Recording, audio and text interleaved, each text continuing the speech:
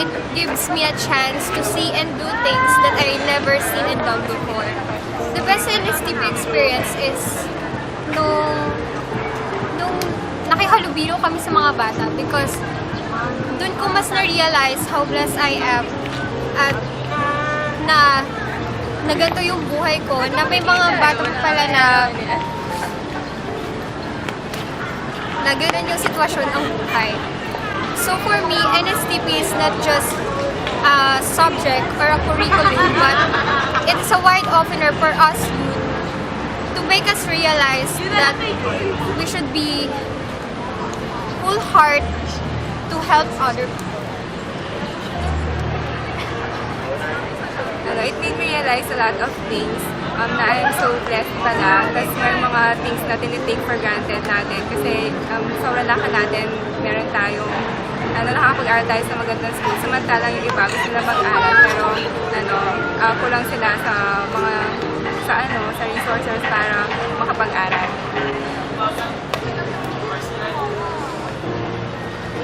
Yung best experience ko sa NSTP, yung tree planting.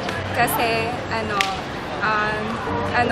parang na-realize ko na kailangan pala talaga natin pangalagaan yung environment. Mas naging aware ako kung ano pala ibibigay natin sa environment natin, yun yung ibabalik natin. Yung best experience ko sa NSTP ay yung nagturo kami sa mga bata. Sobrang nakaka-inspire lang sila.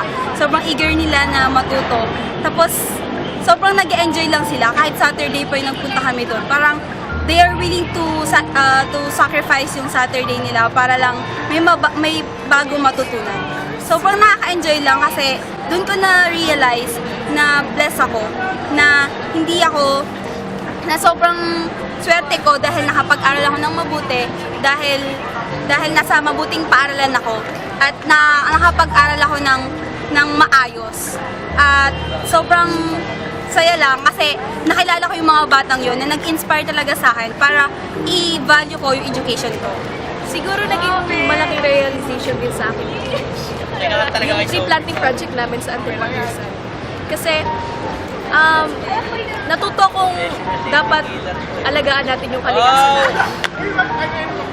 Kasi dito tayo kumukuha ng resources. Tsaka dapat maging responsible tayo sa lahat ng kinukuha natin sa kanila.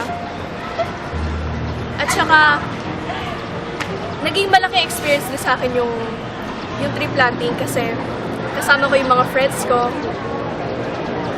Namundo kami, tumawid sa ilog, ayun, kaya naging malaking experience sa akin.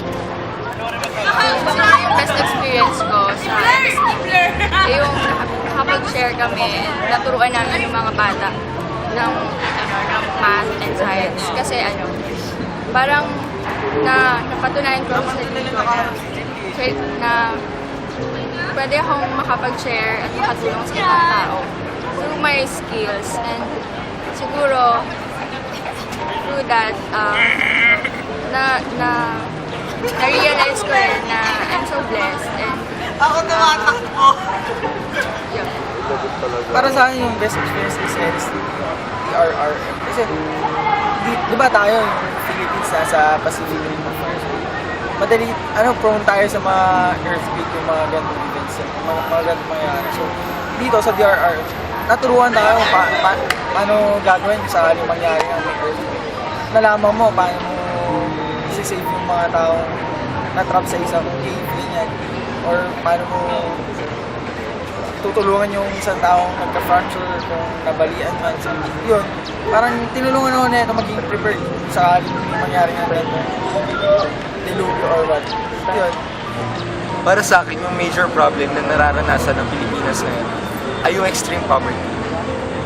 Kasi sa kahirapan na to, maraming susunod pa na mga bagay. Tulad na nga lang ng kawalan ng trabaho, malnourishment ng mga bata, kawalan ng maayos na kalusugan, at marami pang iba. So yung the best experience na naranasan ko dito sa UST NSTP ay yung pagtuturo ng mga bata.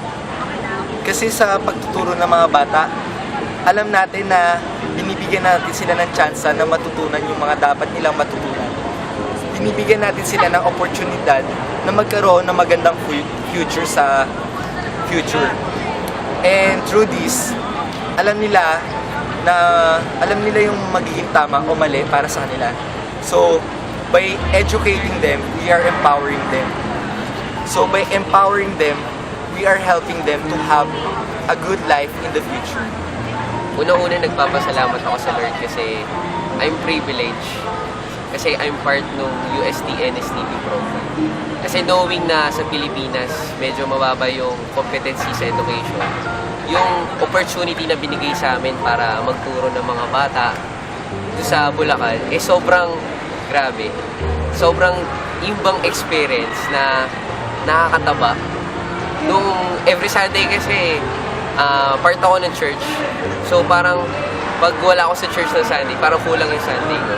Pero nung isang Sunday na nawala ako sa church at nagturo ako sa mga bata, una disappointed ako kasi hindi ako makapag-church. Pero nung nagturo na ako sa kanila, parang ito pala yung plan ng Panginoon na magamit ko yung skills ko sa araw na yun para sa kanila. At yun, glory to God kasi meron tayong mga skills na ganun.